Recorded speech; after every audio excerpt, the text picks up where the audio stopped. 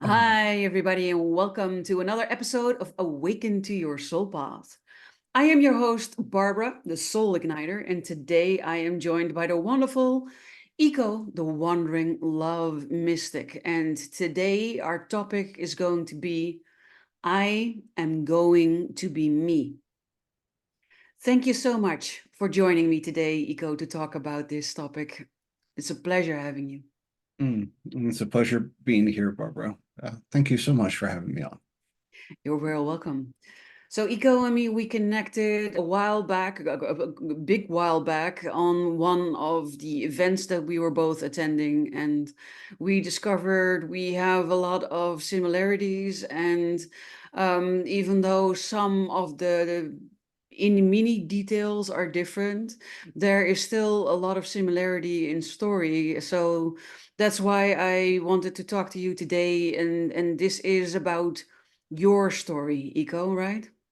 Yes, it is. And one of the things I've come to go and realize and understand is like being my authentic self is more than just a one-time event.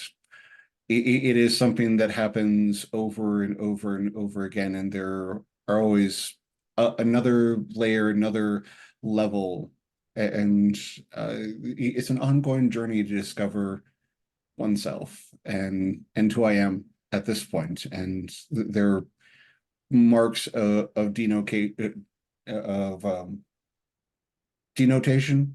if that's the right word for it, for when something kind of major happens. And one of the things I actually recently got in going to an Abraham Hicks event out in Colorado was the concept that everyone is always starting over all the time. We just transfix these, major significant events Mhm. to being like the starting over point. Yet the deeper truth is that we were always at a point of recreating ourselves new. Yes, I love that you're sharing that, and it's very true. I believe that that is.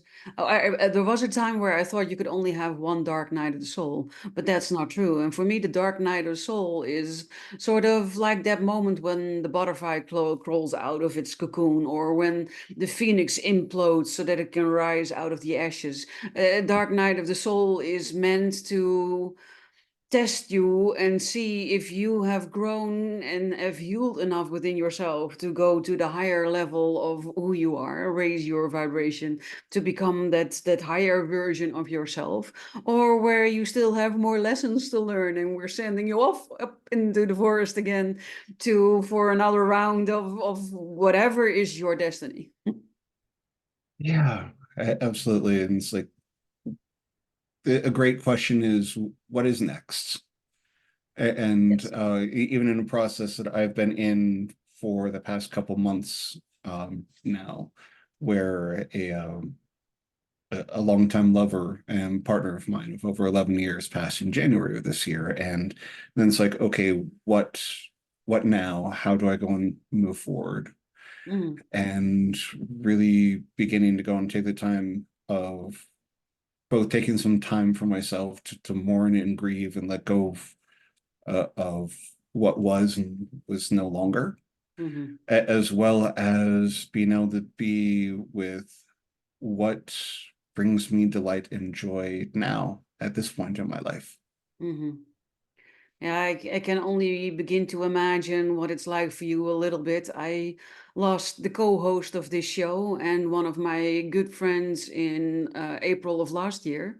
So the anniversary of her death has been a year ago, and that was already tremendously impactful, let alone someone you've loved and has been as close as a partner to you for 11 years.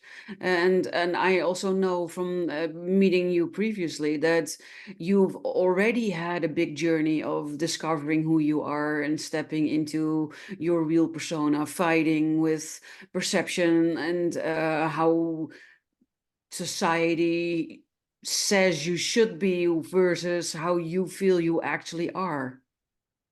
Yeah, it has been quite the journey for that, starting with my first personal growth program I did in February of 2004.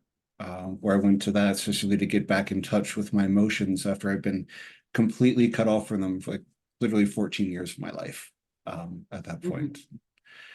And in going through that first process and that first program, I got back in touch with my emotions. I shared emotions and displayed emotions that I never thought were really acceptable between both intense anger and also intense sadness and wailing. Mhm.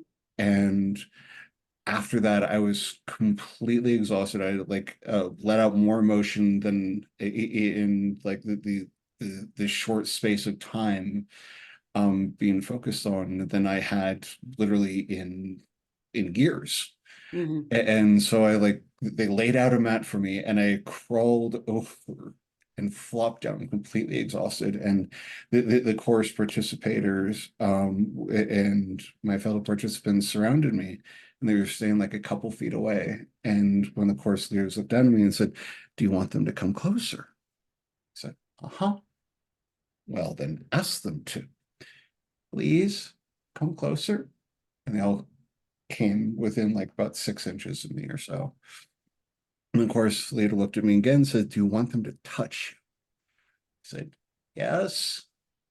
"Well, then ask them to. Please touch me anywhere, everywhere." And they started to go and put their hands on me from head, shoulders, torso, legs, feet, all over my body. And in that moment, I felt unconditional love Mhm. flowing into my body from all directions. And that was the first time in my life I can really say I felt lovable. And Mhm. I got to know that I was lovable just as I was in that moment. And that ultimately led me to the work that I'm doing, where in the work that I do with people to come and love and accept themselves, let them know there's nothing bad, wrong, or broken with them of how their sexual orientation is or what they intimately desire or how they identify, that they are lovable just as they are right now. Mhm. That is so beautiful, Ico. Thank you so much for sharing that. Thank Would you. it be okay to explore this a little bit further? Because I know there are a lot of people out there that are actually either an empath or a highly sensitive person, but that have cut themselves off from their emotions, most of the time as a survival, a way of surviving what was Mhm. going on. So I think it would really help those people to hear a little bit more about your story so that they can also experience what you just described, because I can only imagine that that would be something that would rock their world as well. Yeah, I'm more than happy to. And I have deep compassion for those who cut themselves off from their emotions as survival techniques. I mean, I was only 7 years old when I literally cut myself off from my emotions. And the catalyst for that was my parents divorcing. Even though they took me to like three different therapists so I can intellectually understand that the divorce wasn't my fault, Mhm. no one taught me how to deal with the emotional ramifications or, being an energetically sensitive person, how to handle all the intense feelings of everyone else going on, because that wasn't the thing that was talked about, in the 80s in the Midwest, Minnesota, where I grew up. And so that survival mechanism of I'm just going to live from the head up became my default go-to. And I would get up, I'd go to school, I'd come back home and stay in my room. And my three friends were the TV, the Nintendo, and my cat. Otherwise, I really didn't know how lonely of an existence I actually had. And it, it was in it was in the ninth grade that I actually attempted committing suicide. I just had an incident where it kind of pushed me over the edge. I didn't want to go and deal with it anymore. And between a bottle of alcohol and some Tylenol pills, I tried to end my life. It it didn't work. Mhm. And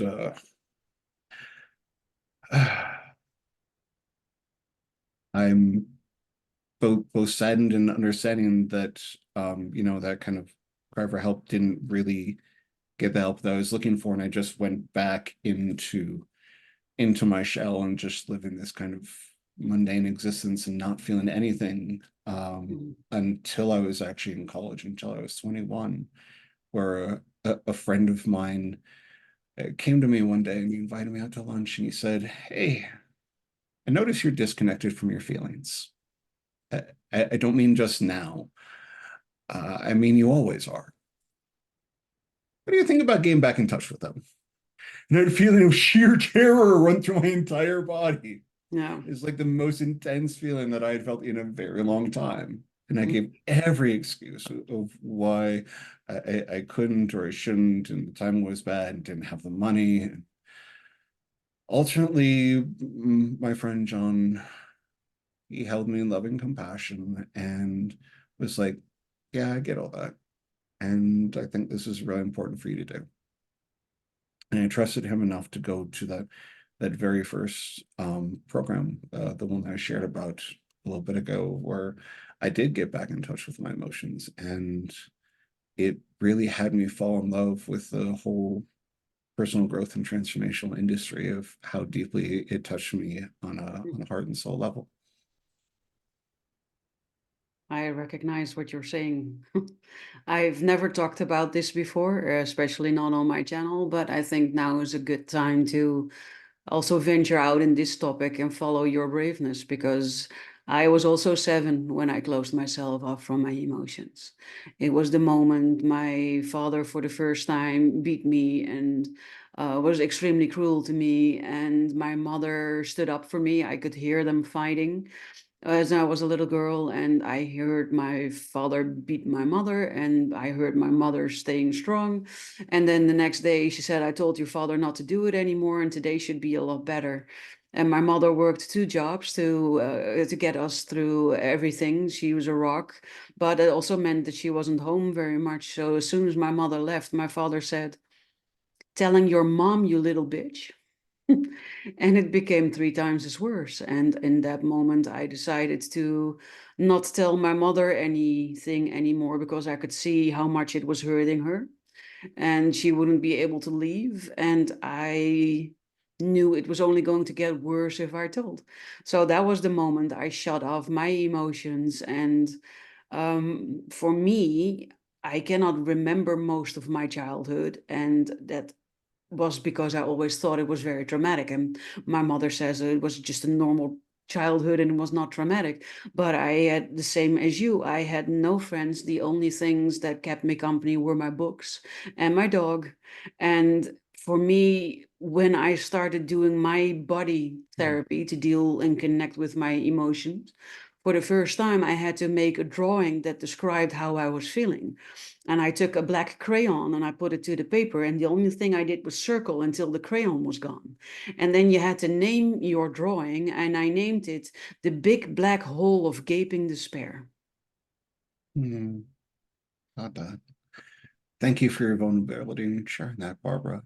And yeah, it's challenging Yes, when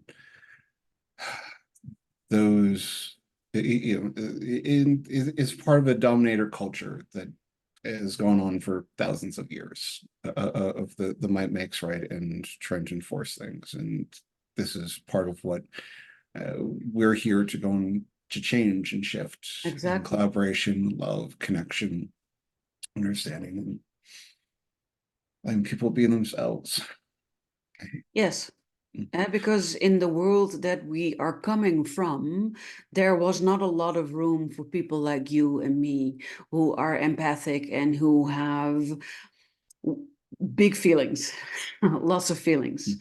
And in order to protect ourselves and to survive whatever was going on, so that in the end we can do the work that we are doing right now, we needed survival mechanisms. And one of them was to shut us off from our emotions. There have been many, many more that we learned to protect ourselves, to survive whatever was going on. But that at a later age are no longer working for you, but start working against you. Yeah. And just because something is normal or seems usual doesn't mean that it isn't also that isn't also abusive or traumatic. It can be both. Yes, exactly. And it really depends on your point of view, but also how observant you even are. There are many people who cannot tell when someone is lying, and there are people who instinctively feel it. Hmm. And the same goes for when things are going on. It can happen under people's noses and they are not a clue the wiser, while other people take one look at you like your friend and say, hey, this is going on. This is what we need to do. Hmm.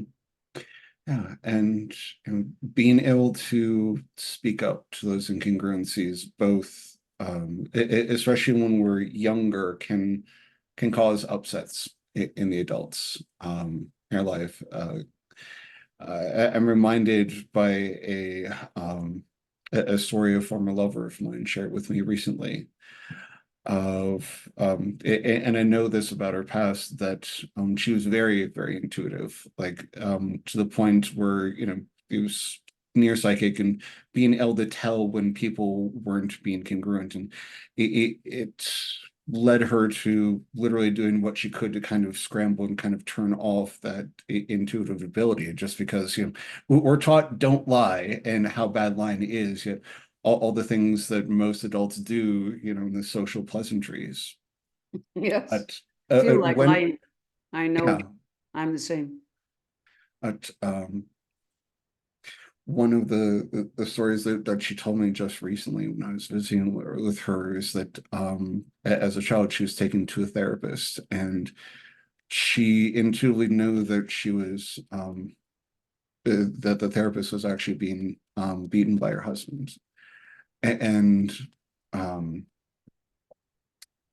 the the short version was is that the therapist was actually at her wit's end and was actually planning to kill herself that night after the last session, because of not being able to take anything on. And this little 5-year-old girl could go and feel that. Mhm. And so she actually speak to the therapist and said, um, why do you let him hurt you? Not knowing anything about her. And that actually um, got the therapist to be a bit unsettled by that, and called in her mother to go and talk to her. And this beautiful, intelligent girl actually turned to her mom and said, "Mommy, why did she let him hurt her?" And the mother knew enough of her daughter's abilities to embrace that started a conversation that therapist actually left the office with them that day, and got some counseling herself, and left that abusive relationship, and was able to actually find a new relationship and heal those fractures in her own soul, and actually Mhm. even give birth to a child. And all that happening from someone like ourselves, a highly sensitive person, being willing to speak up Mhm. and say truth of things that we know, even though there's no way we should know them, or have any logical reason to say we know it. And Yeah. that's why I'm That's how I got disconnected from that part, because I also have the gift of knowing, and people get scared of you, especially when you're that young and you know things that you have no business of knowing.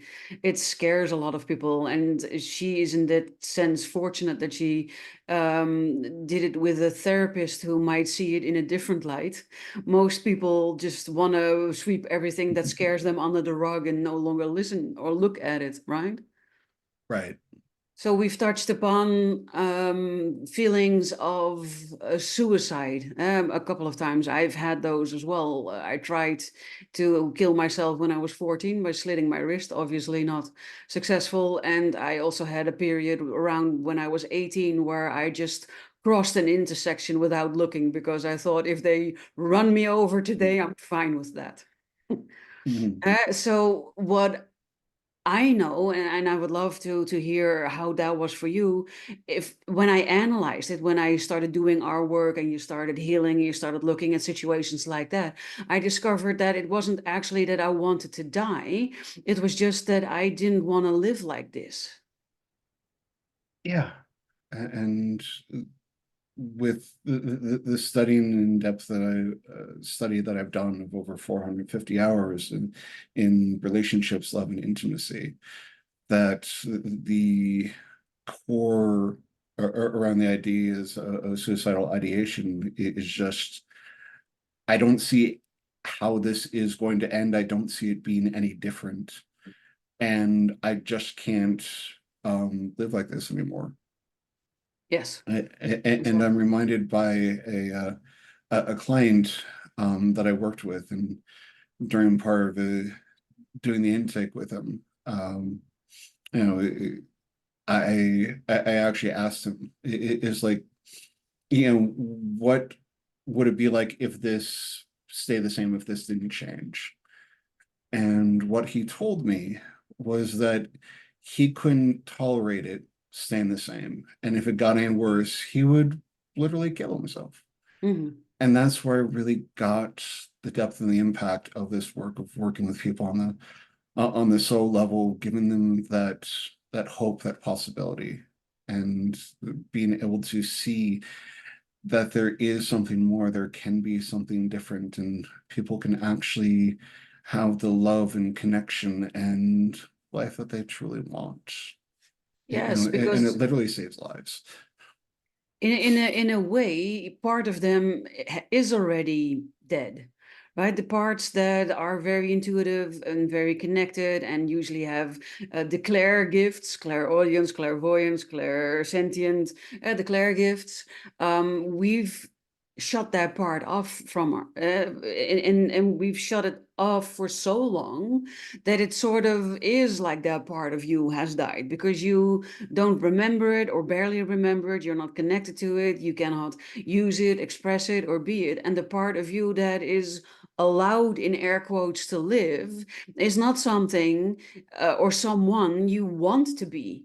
And you need to force yourself to be someone to participate in society that is not feeling really great, and still you're rejected for it. You're trying really hard to fit in and to be more like everybody else, and still you're rejected. So you inevitably, I think, reach a point where you think, well, how is this alive?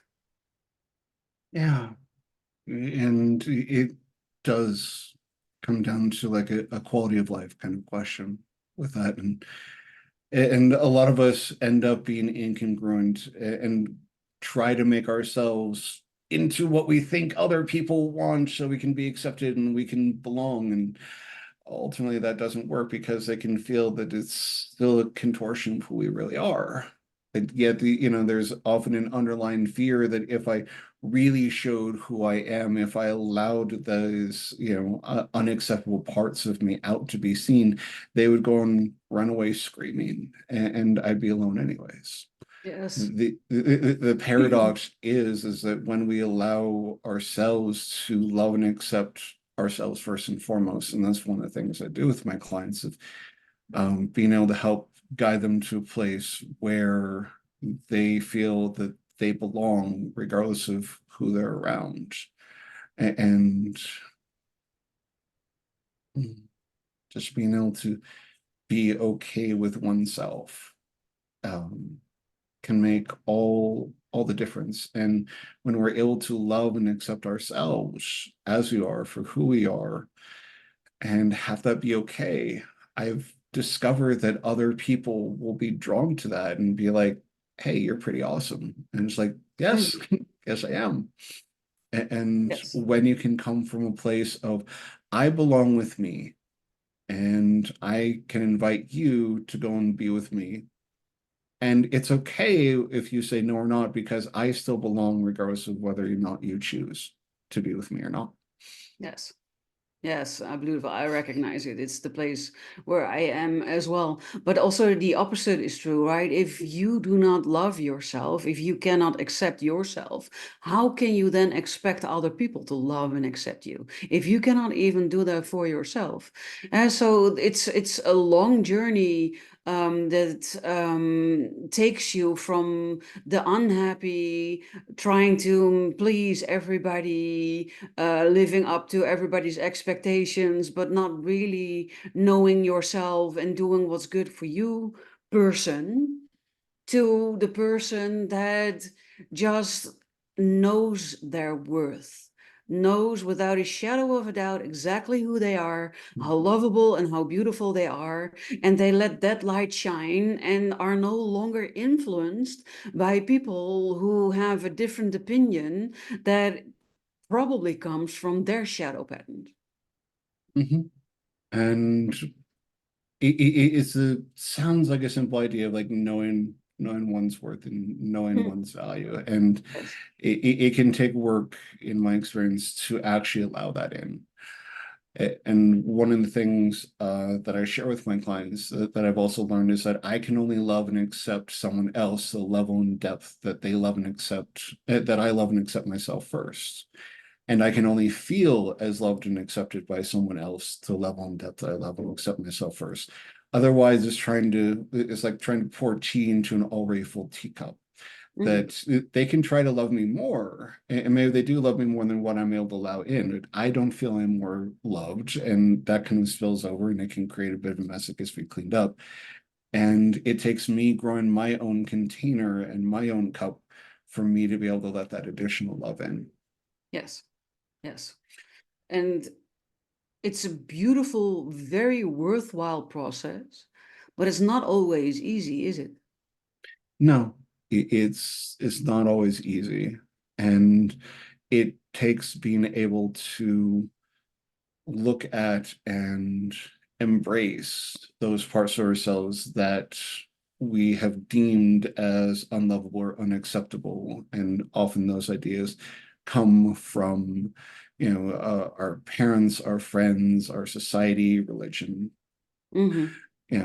saying, these things are not okay, and therefore we divorce, separate, and try to kill off and eliminate those parts that are they're unacceptable. And yet, on an energetic and spiritual level, that's part of the whole, part of the all.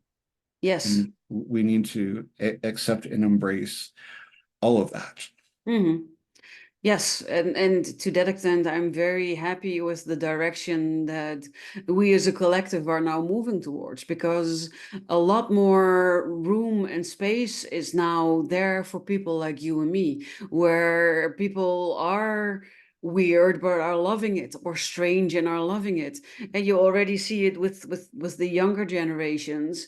I can admire people who walk the street and have a very distinctive style that some people might judge or look at and make assumptions. I can think, it's so wonderful that you are expressing yourself, and it's beautiful that that can be more and more. And so I think there's a large group of people that are sort of stuck in between, that are stuck between what we've always been taught, what was supposed to be the ideal or the dream or the life, versus the people that are now being born, that have fully embraced technology and nothing is strange and nothing is weird, and are in between. Yeah.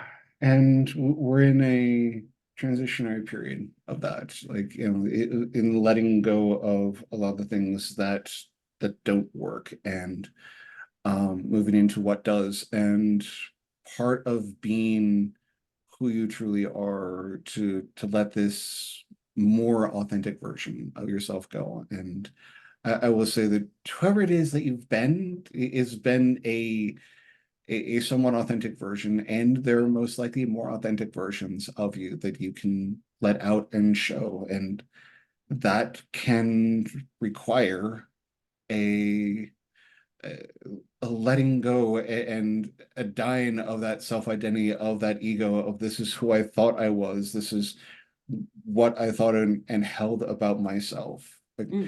at the time, when I was completely cut off from my emotions, it was part of my identity that I was unlovable and unworthy, Hmm. and that it didn't matter if I showed up or not, that no one would actually care. And as I've continued to work and evolve with that for more than 20 years at this point, I've come to realize, yes, I am worthy. I'm worthy because I exist, period. And I am lovable exactly as I am now. And it does matter if I show up or not. And people do notice if I'm not there. I actually have come to realize that I make a tangible difference and an impact when I'm at a place, and the experiences that go on there, both for myself and for others, would not be the same had I not chosen to go and show up. So I Hmm. actually make an impact on them. Yes, we always make an impact on whoever we interact with. We're just often not aware of it. And sometimes we make a conscious impact and then we are hopefully aware of it. Although sometimes we meant to make an impact in a certain way and we come across in a different way. So there are all kinds of ways in which we always make an impact. But I love what you're saying because it's true. People are worthy by definition, and everybody is beautifully, wonderfully unique. And I believe we are born into this world as a beautifully unique, wonderful being with special gifts and special talents. And we do not doubt ourselves when we are very young. We do not worry if we'll never be able to walk. We don't worry if we'll never be able to talk and what the ramifications are. We just try, try, try, try, try until we succeed. And we lose that along the way.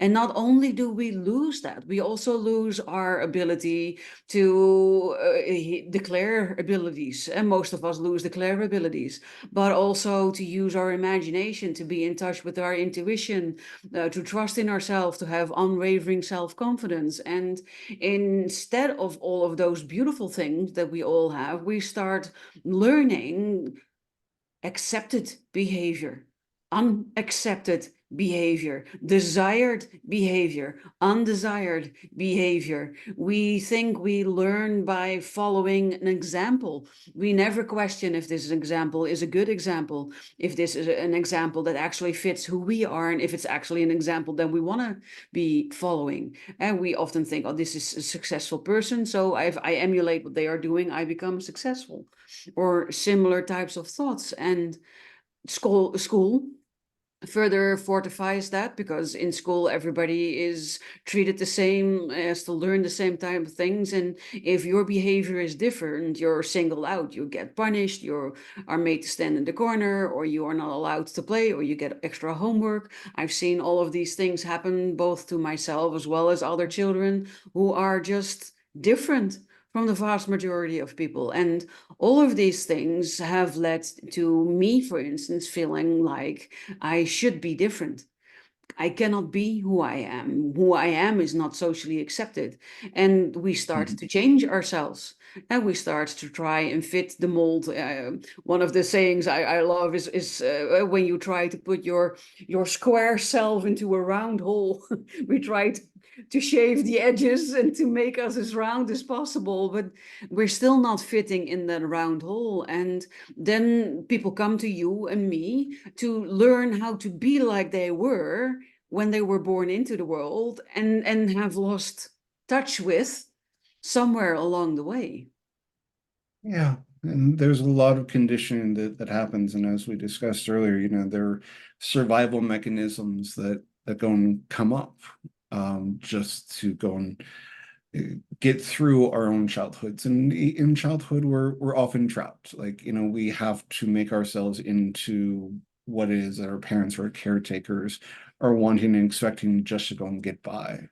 And then we just, by the time we've reached adulthood, we've often forgotten, who it is that we naturally are, what it is that we suppressed, and that's part of the work that we're doing is helping to go and have those parts be recovered, rediscovered, and bring them back into the inner family to be loved and embraced for who they are, and instead of what they constructed just to survive a state that they're no longer in. Hmm. Yes, exactly. So would you say that the first step in all of this is awareness, becoming aware that what you've tried and what you've done is not working for you, and feeling a desire, at least for change? Mhm. Yeah, I would say awareness is a great first step. And often a lot of the people that I've worked with, it is like I've tried to go and do it the way the world says should work, and it hasn't worked for me. I don't know what will work for me. And I like to set out kind of like the buffet of here all the actual options are. I mean, you were taught that this is the one true, right, only way, but here are actually all the options. Let's find what's actually authentic, what goes and lights you up, what goes and brings your joy, what makes your heart sing, Hmm. and support you in being that, in doing that. I love that. That's exactly what I do with people as well. It's about being able to see the possibilities, stepping out of the conditioning, and being open to exploring.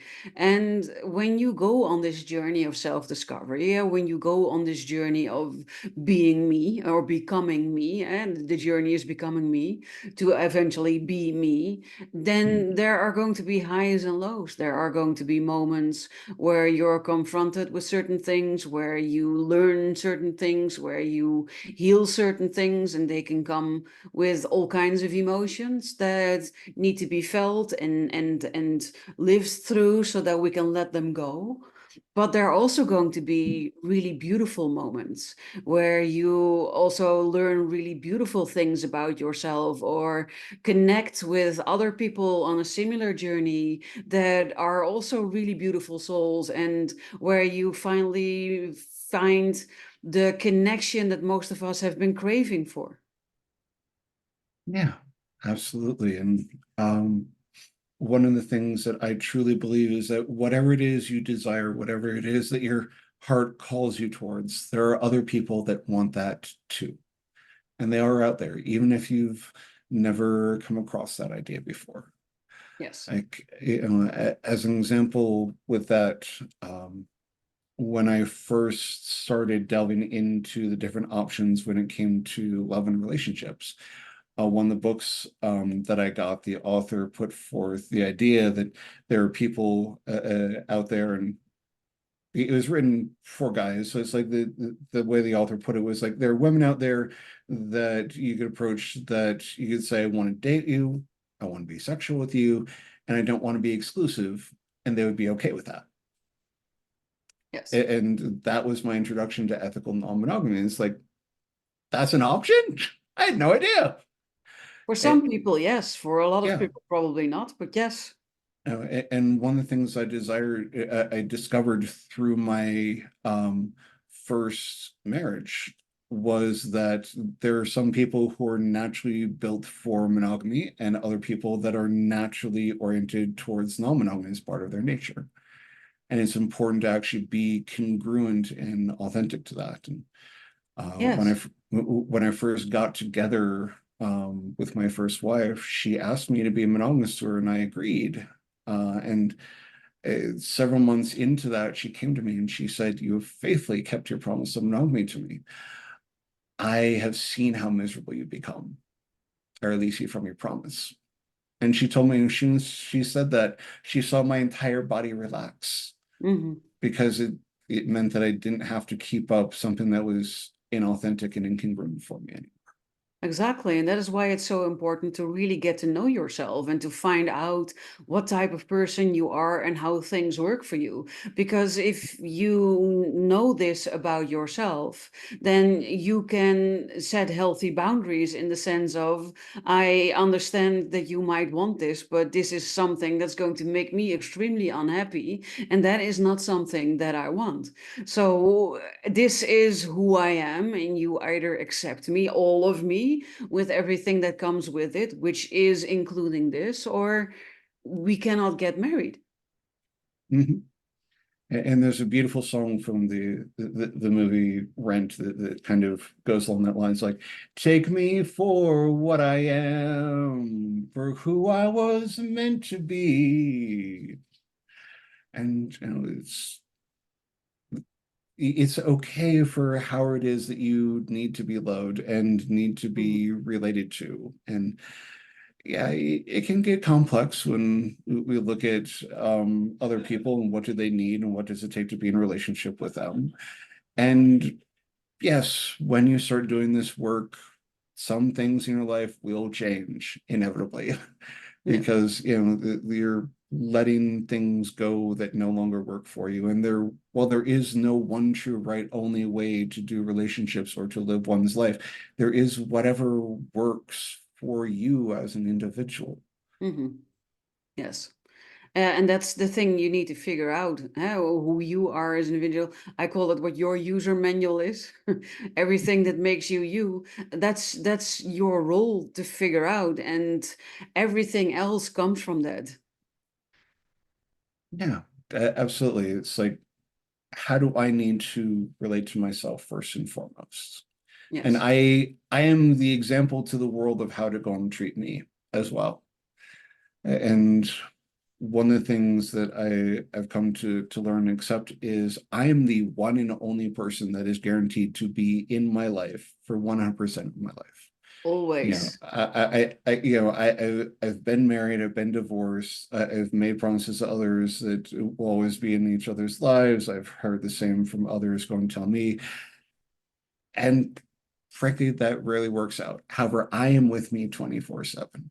Hmm. So I get to make the relationship with myself a priority, and I get to love me and be with me. I love that. That is so beautifully said. So, what advice would you give someone who is either at the beginning or maybe stuck in this journey? I know they're two different things. Hmm. Well, first off, as a lot of us have struggled with worthiness, if you struggle with feeling you're worthy or feeling that you're not worthy, I want you to lean in really close now. And by the power invested in me by no one in particular, I hereby declare you now and forevermore worthy. Take a moment to breathe that in.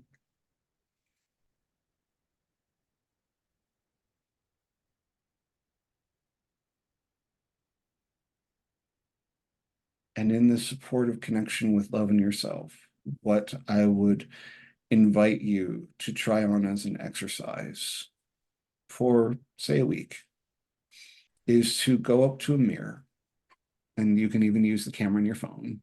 Look yourselves in the eyes. And while looking yourselves in the eyes, say, I love you and I accept you just as you are. And breathe that in as much as you can. And notice what you notice. Uh, I've worked with a lot of feminine bodied individuals, a lot of women, and um, in sharing that exercise with them, they told me beforehand, it's like, I will use the mirror every day to go and put on my makeup, but I won't look myself in the eyes because I'm afraid that I might hate who I see.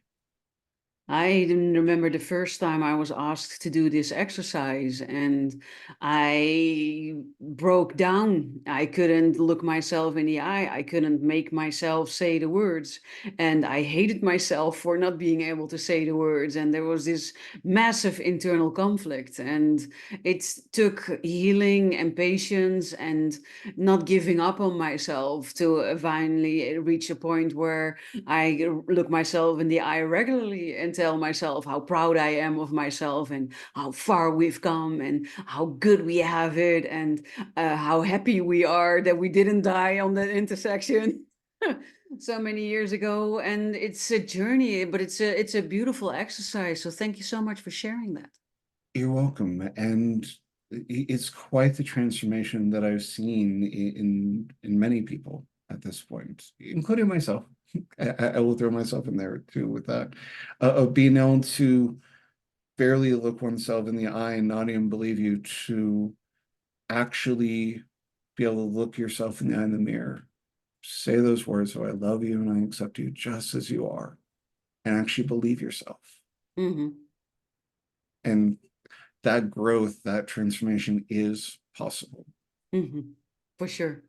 You are living proof. I am living proof. And I know more people who are living proof. So, yes, if you are watching and listening out there today to this episode, there are a couple of things that I would like to ask you. First is if you have an experience that you would like to share, or if you have questions, or if you would like to share your biggest insight or your biggest takeaway from today's talk, then please feel free to use the comment section. I would really love to hear from you. Second is that if you thought that this episode was brilliant, loving, helpful, positive, or anything that resonated with you in a good place, then maybe you would like to share it with your followers, because you never know who you know that needs to hear this talk today so that they can start on their journey of self love and self acceptance. And thirdly, I can imagine that you would like to know, where can I reach Ico, because I feel drawn to him and I want to connect and see more. So where can people find you, Ico? Well, I have my nonprofit site of enlightenedconsent.org. And what we're doing with the nonprofit is we're creating sacred sanctuary spaces for people to explore their identities and intimate desires without being blamed, shamed, or being told that they're bad or wrong, or worse yet, get beat up on the dating apps. Second, if you would like a free 30-minute clarity call with me, you can go to callwithico, callwithico.com, and you can book a time on my calendar for us to go and talk more. And if you want to follow me on Facebook, you can find me as Ico Edward Fish, ICOEDWARD like the kind that swims. Yes, I love it. And don't worry if this went too fast for you. I will make sure that all of the links that Ico just mentioned are listed in the show notes. So you will have absolutely no difficulty finding him, connecting, and booking one of these clarity calls that are so generously offered. I want to thank you, Ico, for being here, for being so vulnerable and allowing me to be vulnerable with you, and for having this beautiful open discussion about something that I think a lot of people are struggling with. Thank you. You're very welcome. Thank you so much for having me, Barbara. And I appreciate you being willing to go deep into vulnerable topics that we can go and bare our souls to one another. And what I've discovered and experienced for myself is that when I'm able to go and vulnerably bare my soul, and another is able to vulnerably bare their soul, it's like there is some instant recognition, there is that connection, and we're able to have and start experiencing that love and that intimacy that all of us yearn for, are worthy of, and deserve. Beautiful. Thank you. I wholeheartedly agree. Very welcome. Everybody, Thank you for your support, for becoming a member of this channel, for always liking, commenting, and sharing. I love all of you. I love that you were here sharing this experience with us. Thanks again, Ico, and I will see all of you next week with another fabulous guest. And for right now, I have nothing left to say but wishing you an amazing rest of your day. Take care of yourself, love yourself, be authentic always. Thank you. Love you.